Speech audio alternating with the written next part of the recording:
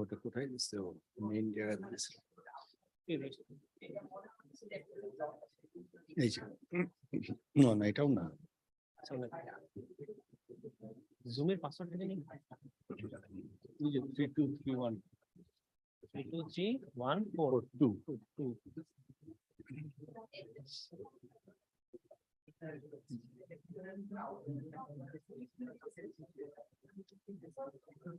Oh, করে দিচ্ছি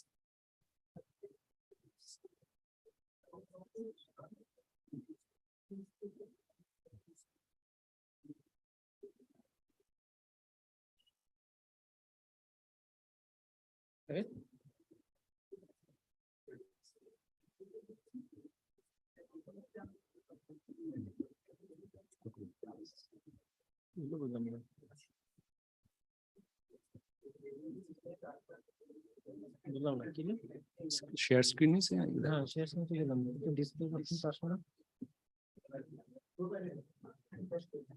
কিন্তু শেয়ার হচ্ছে না আবার জুমটা তো দেখো দেখি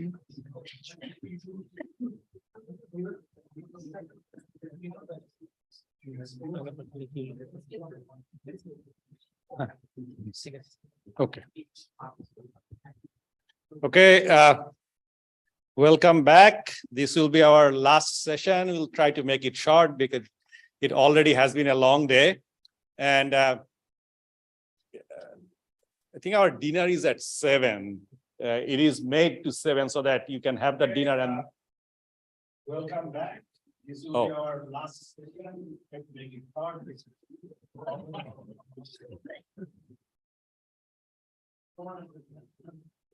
Okay, so dinner is at 7. The reason we made it 7 so that we all can have dinner here together, and then you can go to the your guest house. There is an optional session at 9 p.m. It's 9 to 10, or it is for if you are interested in docking. We don't have time to cover docking or drug discovery during the normal time. So Dr. Vishwesh Venkatraman, he will cover that, and he's in Norway, so that suits his time.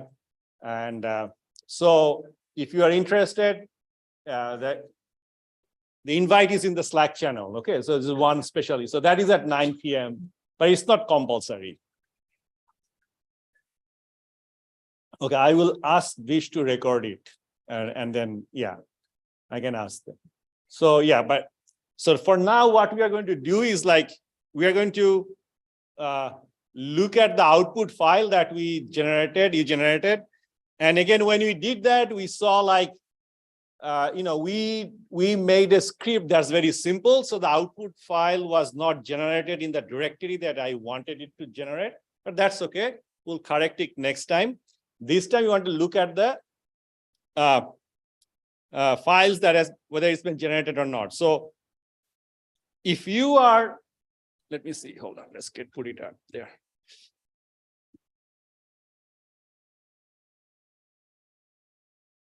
So if you are in a directory where the NAMD is, just go to that directory or check if you're in that directory. So, well, first open a terminal, first log into the OSC on demand, and then open a terminal. So let's start from there. So ondemand.osc.edu, you have to log in and then open a, so does everybody knows by now how to open a terminal on demand? Okay. So there, where we want to go, so let's see if you log in just now, you'll be at the home directory. So you want to go somewhere, we made the CompBio directory and then the charm GUI. Oh.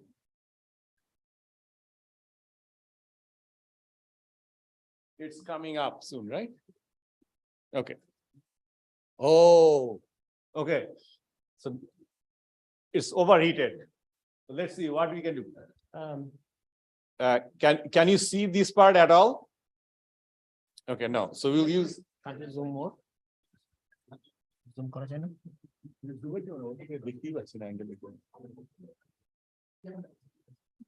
Oh, you can see now? Okay. Okay, good, thanks.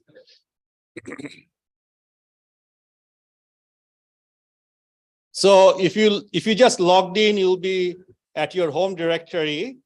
Then if we go to CompBio, and then again in Unix, if you type first 3-4 letters, hit the tab button, it will autofill as much as is possible. So CharmGUI and NAMD. So you want to be in this directory. Whatever your CharmGUI thing will be slightly different, but we want to be at that directory. Let me know when all of you are in. Well, let me know if you are not in that directory. Who is not in that? Okay, we'll wait.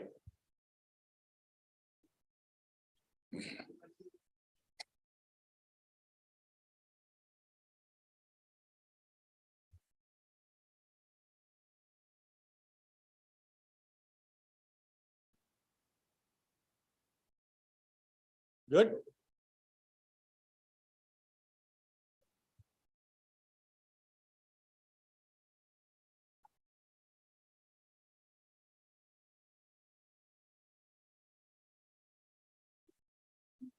Okay, so we're still waiting. Yep.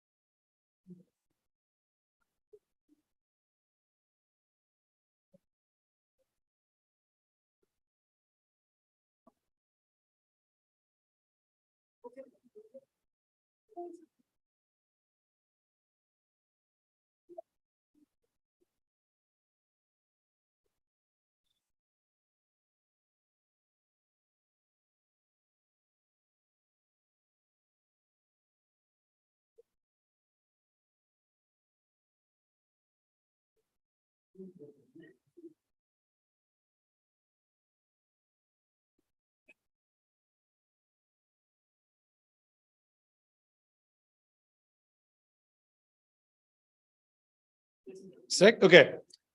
So if we are all in that directory, what are you going to do? You're going to look at the files. Let's type ls for list. Look at the file.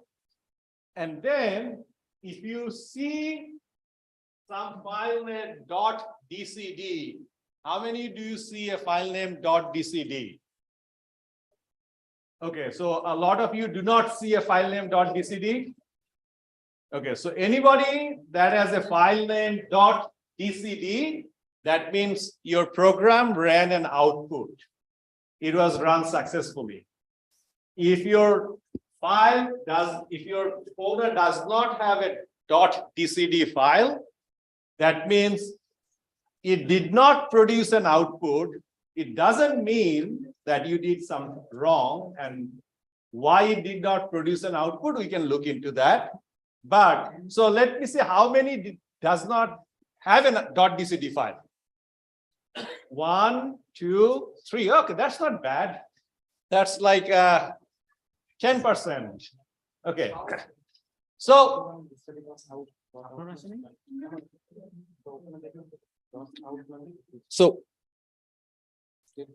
So I'm going to just describe briefly what the files mean, and then we are going to look at the input file so that we can understand a little bit what the NAMD did, okay?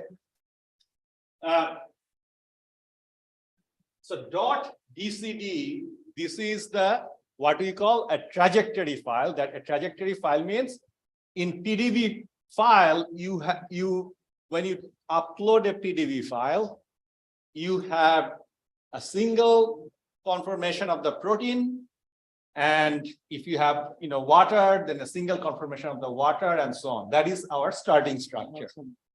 In DCD file, you probably have hundreds or thousands, as many as you run, of those conformations. Okay, so the DCD file, you have the different snapshots. As the molecular dynamics was progressing, we asked, we'll see how did we ask, but we asked it to save every certain, we call snapshot, or every certain conformation. So those are all kept into the DCD file. But this file is a binary file because this is the largest file you get in your directory. Okay, and these files are binary files. That means like you cannot open it with a text. You can only read it through other programs. Okay, but this is the file that holds all the trajectory that you need. Everything else here is only if you want to restart the MD simulation again. Okay, so the reason is an MD simulation takes months to run, and when you are running in a HPC or wherever, you may not have a month-long time. Every HPC has a wall time limit. That means like you can only run for 1 day, you can run for 7 days, or even like you can run for 10 days. There will be a limit, right? So, and a good program, any good program in HPC, they should have what is called a restarting point. If you're developing a software for HPC environment, you should have a restarting point so that anytime a program crashes, it produces enough, it saves enough data before the crash or before the stop, so that you can start the program from there. So you do not lose the whole data, right? So let's say I asked it to run for 10 days. After 9.5 days, the program crashed or the electricity went, right? So I lost my 9.5 days of data if my culture of writing program is not good. A good culture is like, you say like, I can waste 4 hours of my time, okay? If you can waste 4 hours of time, then you are going to save those restarting point every 4 hours. So that at 9.5 days when electricity went out and crashed, you are at most are going to lose 4 hours of the data, okay? So that's a good practice for if you develop a software for HPC, you have to remember always to write the restarting thing. And these programs are written by professionals, so they do that job. Okay, so we will see then you see the restart. So all those files, you can actually go there. You can resubmit the job like you did before. And let's look at the file size, ls minus. One way to look at the file size is ls minus lh. And let's see, maybe I should just look at the DCD file. Okay.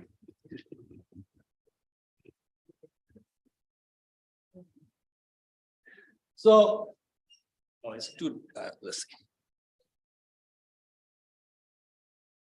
So this is 4.8 megabyte right now. If you go home, don't do anything, just put the command again, sbatch, in the step 4, sbatch step4.sub, you will see magically it has doubled, like after, run for 12 12 minutes or so. The reason is, if you submit the job again, it's going to start from where it left.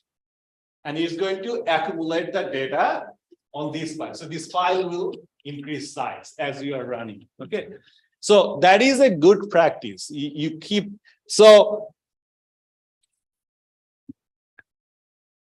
Okay, so this is my all important file. Everything with a restart, you need those to restart the calculation.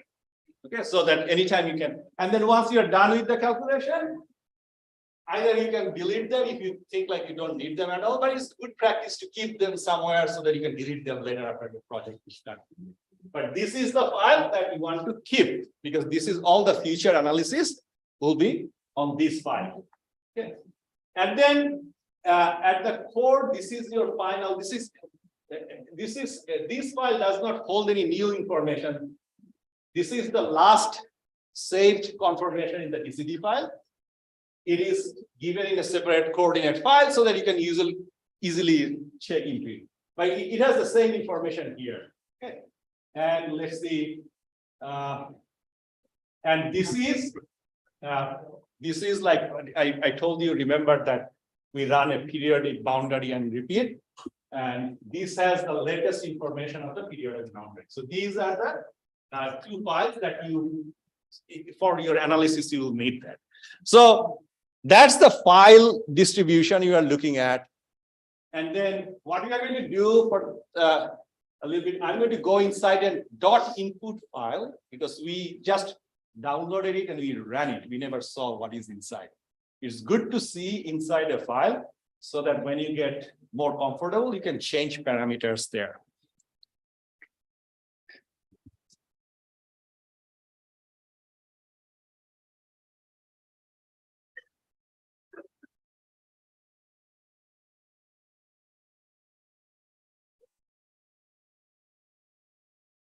Okay, so the first, this file, the structure is anything that starts with a hashtag means comment. Anything that does not start with a hashtag means like it's a. This is hard to read. Can you still see it? Okay. So first is called the structure. That means like which file is my .psf, like protein structure file, where I have all the information about what type of atom, who is connected to that, and what. So here you can see in this one, the file given, but no directory address is given. So it is expecting the file to be where in your current directory. But in future, if you want, like what I do, I have a separate directory for input, separate directory for output, and separate directory for all this data. So then I can give the directory information like /home /structure / you can change this file to be in a special directory, to be read from a special directory.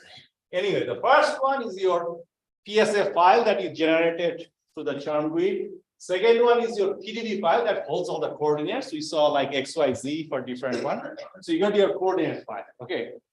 Then temperature, set the temperature of the system. We did set at 303.50, so that's the temperature. So you can actually go there and manually change it if you want to run it at 330 degrees. Let's say you come back here and you don't have to go through, like once you generated the template, you don't have to go through the churn GUI again. You can come here and change it to 330, it will run at 330 and so on.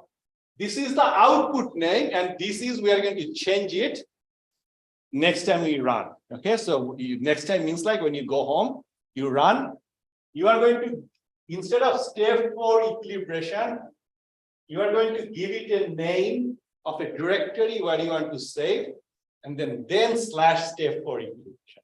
Then it will save to a directory where you want it. Yeah, typically it would be something like your output directory /step 4 equilibration. Yeah, so what we will put it on the Slack, what you put it. So because we want to organize our file, and it did not produce the result that I was thinking it will produce. So this is where you have to come and change, and we'll put it in the Slack when you want to rerun it, so that these things get saved in a specific directory that we want. Okay. Let's say, okay, so we can go down.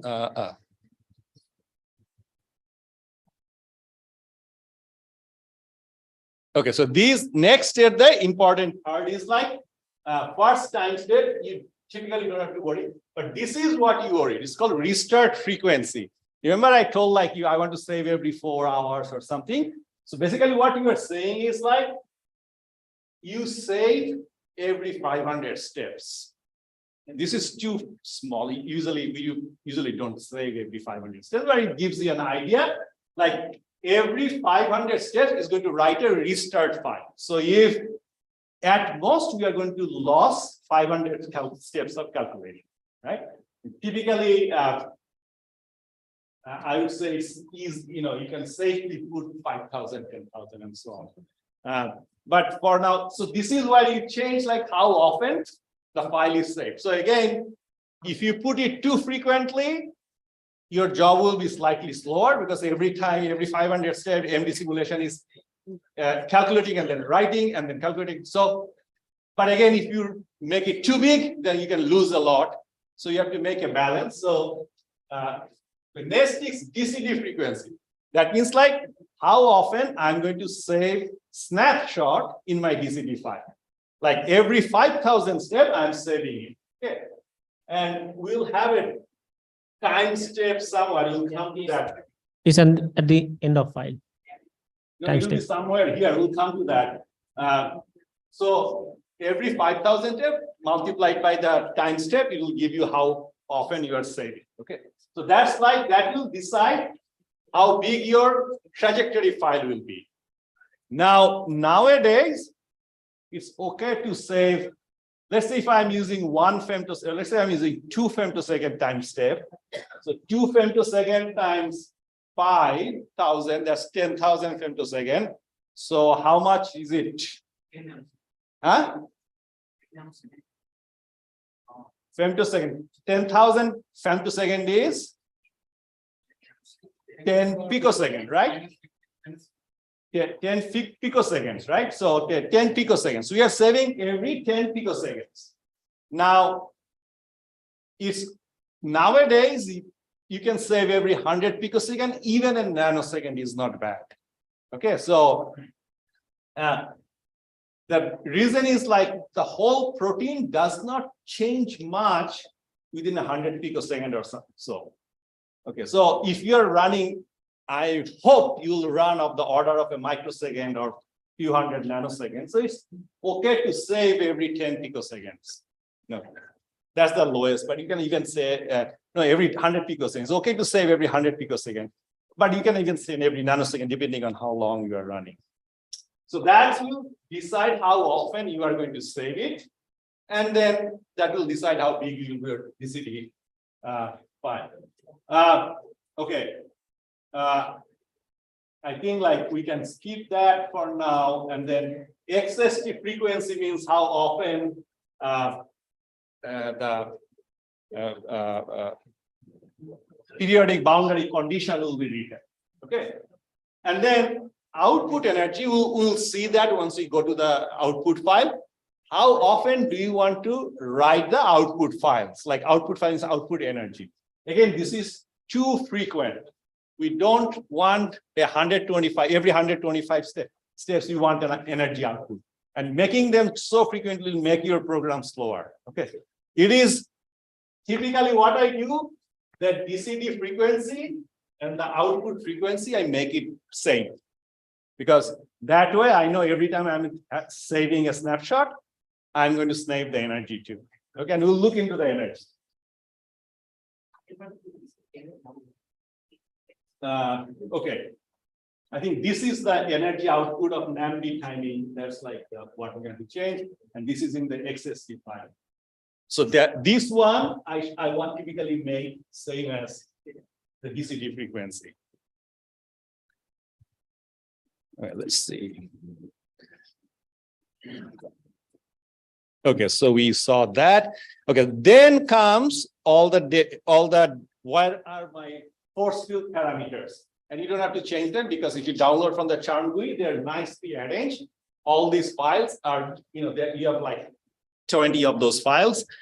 They are the force field parameters. Huh? Anything that starts with the parameter. So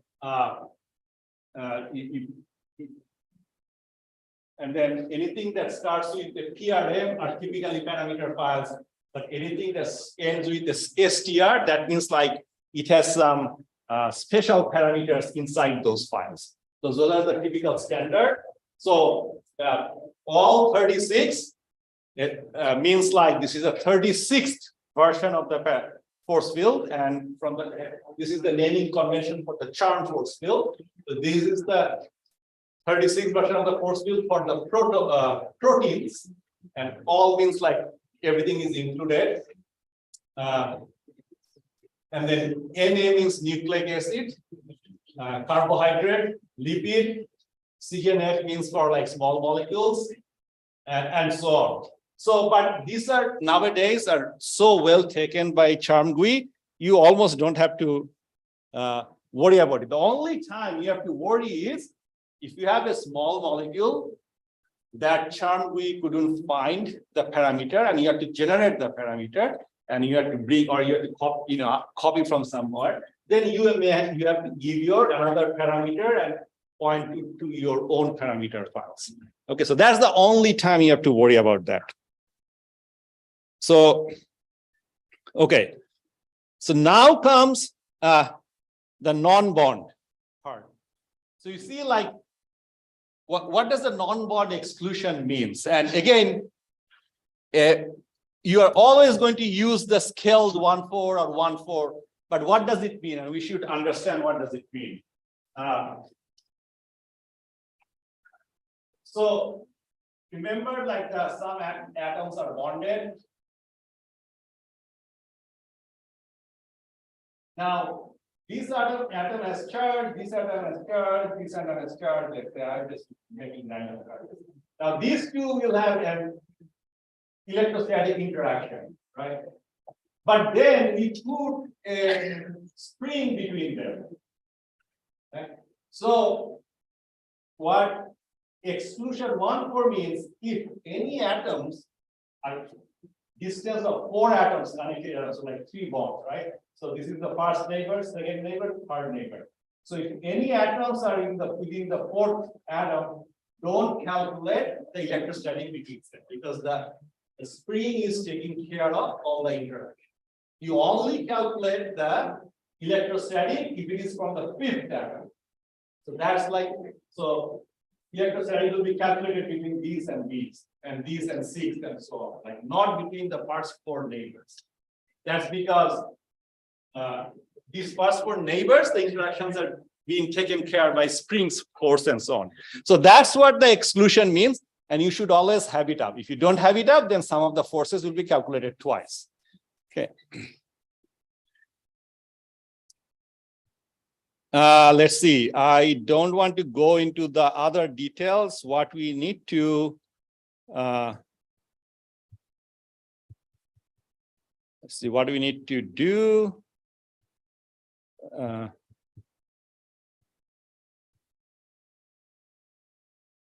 Okay, so that is the last step that I want to go. So in the last step, this decides how long you are asking the simulation to be run. It's saying like first do a 10,000 step of minimization. Minimization means you are not running a molecular dynamics simulation. You are just solving like a gradient, or like how do we calculate the gradient of the energy at this space and move along the gradient? Okay, so it is to stabilize your system. It is to make the energy to negative. When you are starting it, you may have a positive energy. It's to make the energy to negative. So although we did minimization when we ran charm GUI, we did minimization, but But in Charm GUI, the minimization was run by the Charm engine, Charm molecular dynamics engine. And then we took that system, we are moving to a different molecular dynamics engine like NAMD or GROMACS.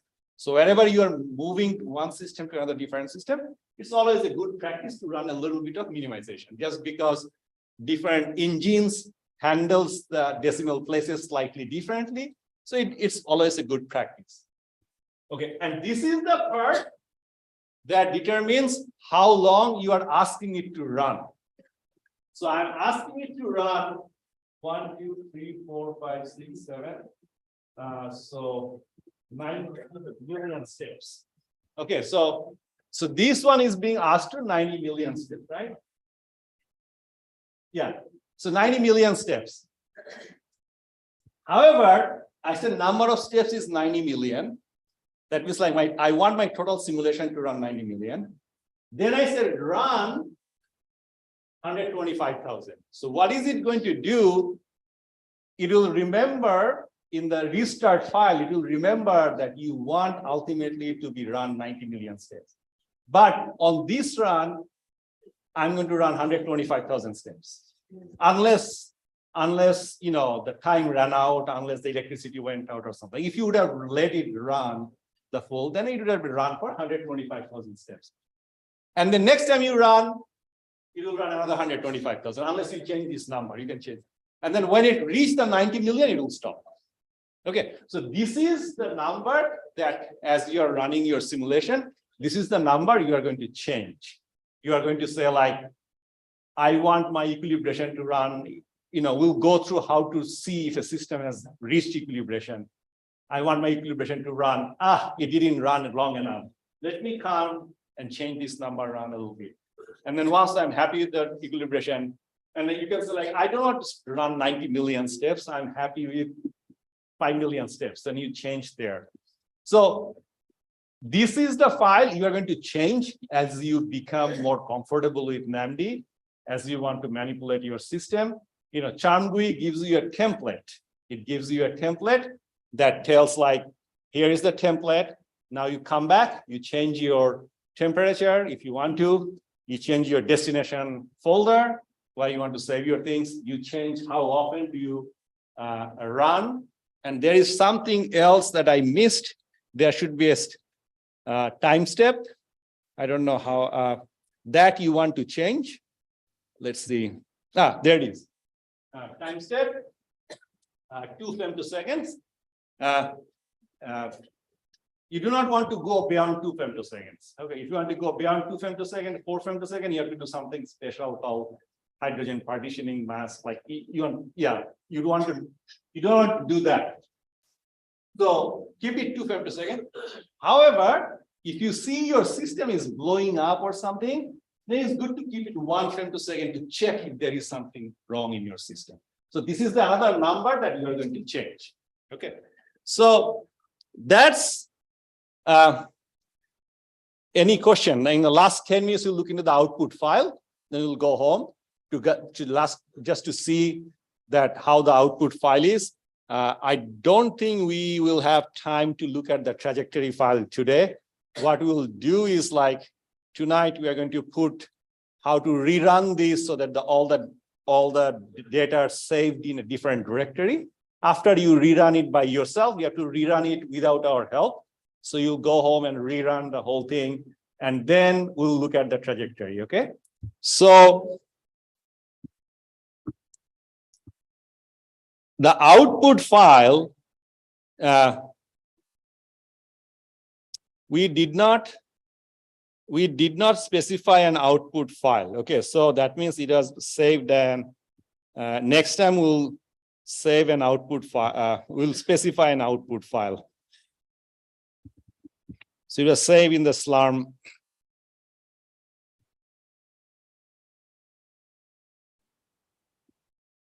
So an output file puts a lot of output information they put in the input, but where the output starts, right here. So these are my output files, which is first it says like I'm minimizing for 10,000 steps. And these are my energy and different values of energy. So I think like the first one is time step 0, bond energy 104, angle 290, and so on. Okay, and what you are, as your time step is increasing, let's see which value is the energy, total energy, total, right? So third one, 4, 9, 10.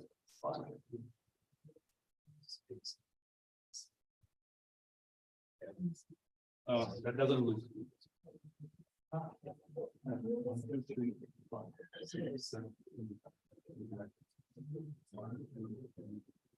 Okay, so that's our total energy. This one, negative 107. So you see, like what we should look into is like as our first step, step 0 by total energy is negative 107 something. If I go to the next step, you should expect it to be lower and lower because it's minimizing. You can see it's negative 107,189, negative 107,517. So my system's energy is going down, and which it should, because I'm trying to stabilize the system, is going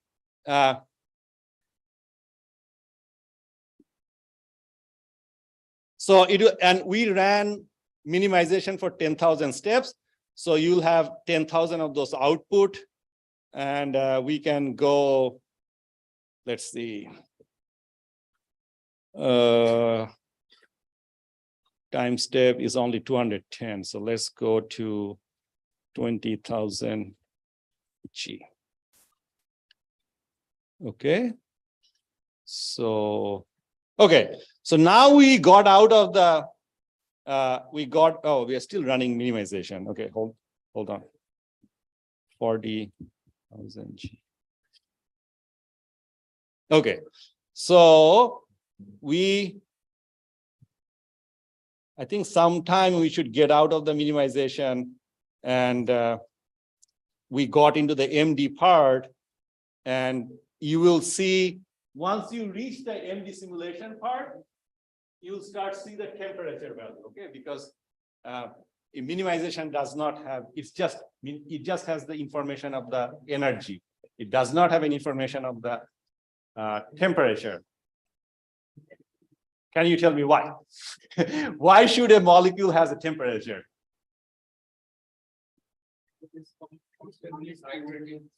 Okay, almost there. What is, do any of you remember the Maxwell's distribution, like, or do you come across, what does a temperature mean in atomic? So temperature means that somebody has velocity. Okay, if somebody has velocity, that means temperature, right? And the velocity information was not given until the molecular dynamics started. In the minimization, there was just energy you minimize, and then the molecular dynamics step start because you start with the velocity. So that's where your temperature starts. So you'll see a temperature output like 10. That means your molecular dynamics is running, and we asked it to be a 301.3, but it's very hard to maintain temperature of atomistic temperature because temperature is a macroscopic quantity. There is no equivalent to a microscopic interpretation of temperature. So it's very hard to maintain it. You'll see some little fluctuation. But this is what you are looking at, the output is like different steps, at every step, what is the energy, what is different component of energy, and what is the temperature. And this is what you'll be using for your analysis down the road. Okay, so that's, I think I'm ready to conclude today, and happy to answer some questions. So for tonight, sometime we'll put a new step4.sub, a newer version of step4.sub file in the Slack.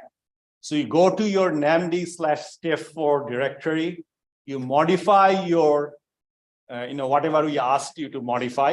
You may have to modify the input file too. You modified it and you modify the step4 stuff and try to run it for yourself and see if the files are generated where you want it to be generated. So then you'll be running your own MD without our help. Okay. Okay. Any question? Okay, if not, we have 1 hour until to show up for dinner. You have a question? No. Oh, yeah.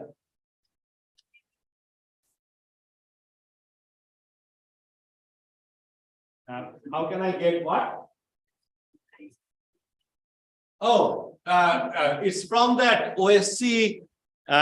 If we go to the on-demand, if you have the clusters, and if you click the ON shell access, is that what you're talking, or? That comment I want to. I think she's talking about So it's, Veeam. it's and not, the I text was file. reading a file. I was not reading using Notepad. I was reading using something like Nano. So let's look at it here. So, yeah, I use Veeam, VI because that's what I used to, but you can use it. So here I have, if I type Nano, you know, it's easy to use Nano. And that's my file. And I was just going down the file.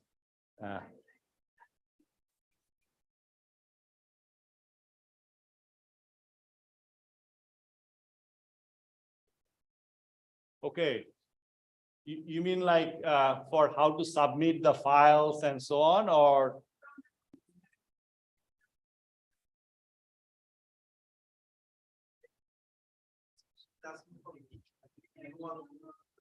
Or you can give any manual of I today. see.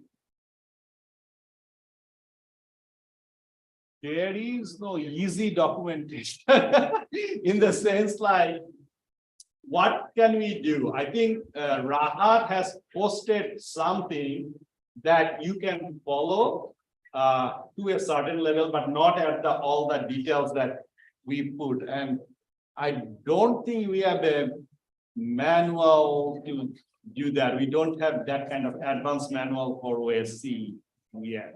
Yeah, Detailed manual. I have posted another file which is called OSC cheat sheet or something like that in the course material.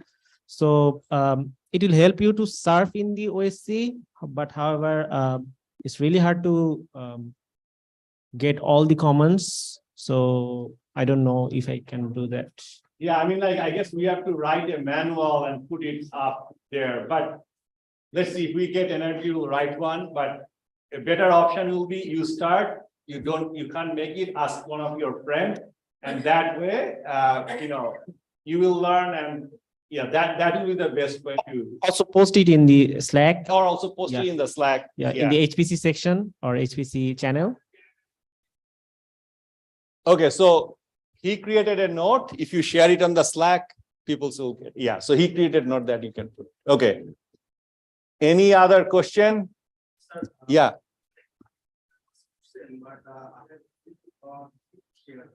Sure, go ahead. Sir, I have doing this simulation for the last 1.5 years, and I don't know, I have version of this mode, and I was in this mode we have a nice user interface that's why we don't have to worry about the simulation steps, like how much simulation would I install 100 or something.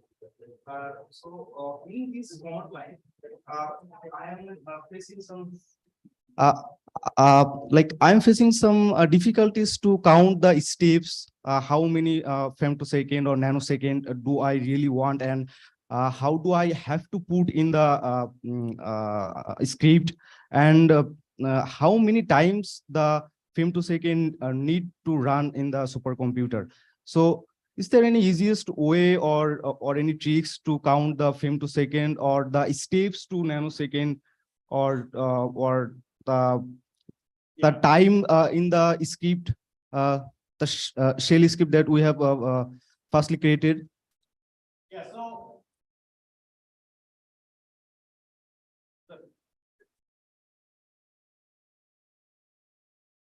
so the few things that determines your number of steps and how long is like, first is the time step, and you saw that value into the input file. Okay, the time step unit is in femtosecond. Whatever you give is, it will be in femtosecond. Typically 2. Okay. And then you are asking, another command was run. So 125,000, right? So that's your run, 125,000, right? So every run will generate 2 femtoseconds, so that becomes picoseconds. So 125 picoseconds, 250 picoseconds, right? So 125,000 step means 250 picoseconds, right? So you multiply these by these. If you run, this is femtoseconds. So that's 250 picoseconds, right? Okay. So that you know how long you, and if you keep running, but you know, sometimes you do forget how many times run, okay?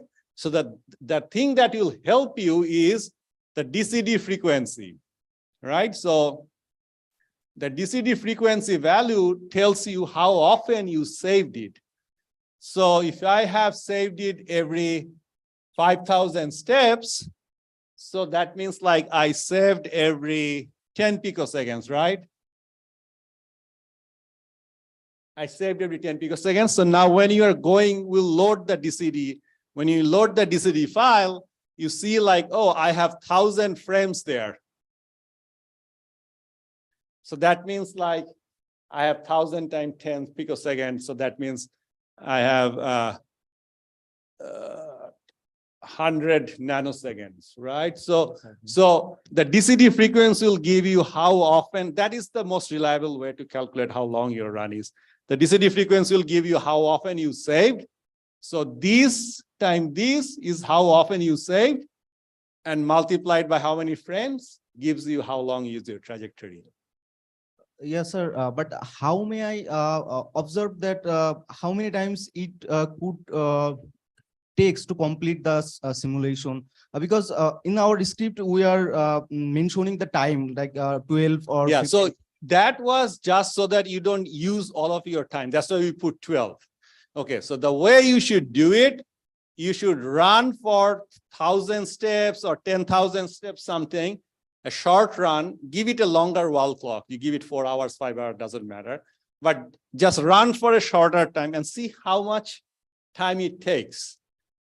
And then you guess like, to 10,000 steps, I need this much hour. So next time, then you put that accordingly, right? So we put only 12 minutes. I don't think it finished 125,000 steps in the 12 minutes. We put into only 12 minutes so that you don't use a lot of resources when you are learning. Okay, so you have to make it a trial test before you can get, yeah. Okay, any other question? Okay, if not, let's go to eat. We have more choto mach to eat. We'll, everybody has to eat choto mach, sorry. Yeah. Every word that is coming out of the mouth is very important to us. The input initial, you have lectured us for the last session, and also input is what the output file. I think it's the most important part of the lecture. So this game can be running, but the analysis and input change is very important. Very important to me. So if these words can be documented in your own way, just like a PDF or a doc file, that when we see an input file, what should we look for? What are the parameters, the list of the parameters, and what should we look for in the output file?